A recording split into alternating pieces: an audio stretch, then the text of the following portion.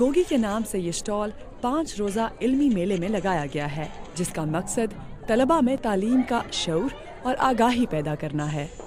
Festival جی بہت اچھی کاوش ہے ایک گورنمنٹ آف پاکستان کی اور ساتھ ان کے جو بھی پارٹنرز ہیں، کیونکہ پاکستان میں کتابوں کا اور جو پڑھنے کا رجحان ہے وہ بہت کم ہوتا جا رہا ہے، تو میرے خیال میں ایسی ایکٹیویٹیز کا ہونا اس لیے ضروری ہے تاکہ ینگسٹرز کے اندر، یوتھ کو پتہ چل سکے کہ ہمارے ملک کے ادارے کون کون سے ہیں، کون سے ادارے کیا کام کر رہے ہیں، اور جو پڑھنے کا، کتابیں پڑھنے کا رجحان، علم حاصل کرنے کا جو رجحان تھا، وہ ایک جو تھوڑا لیگ بیہائنڈ کر رہا ہے، وہ دوبارہ سے اپنے عروج پہ آ سکے۔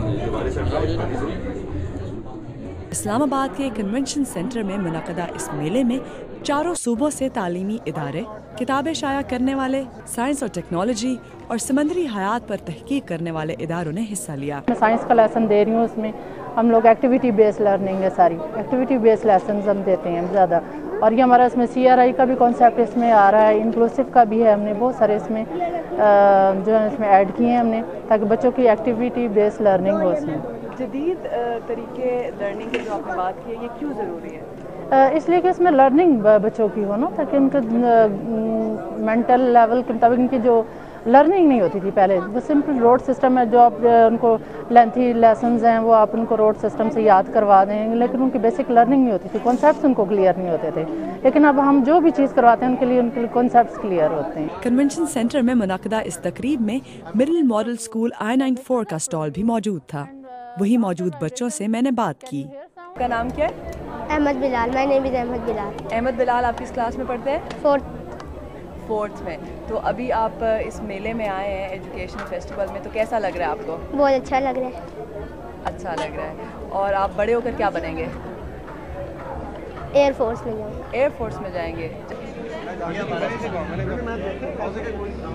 اس میں 2 ڈفرینٹ پروگرامس ہیں ہمارے جو انٹر ایجوکیشن کے امبریلا کے انڈر چل رہے ہیں۔ ایک تو ٹیچرس ٹریننگ ہے جو انٹر ٹیچ کے نام سے ہے، وہ بھی 2 ڈفرینٹ کیٹیگریز میں ہے، پری سروس ہے، ان سروس ہے، اور دوسرا ایک پروگرام ہے سائنس اینڈ انجینئرنگ فیئر، جو کہ ہمارا 9 to 12 گریڈ تک ہوتا ہے۔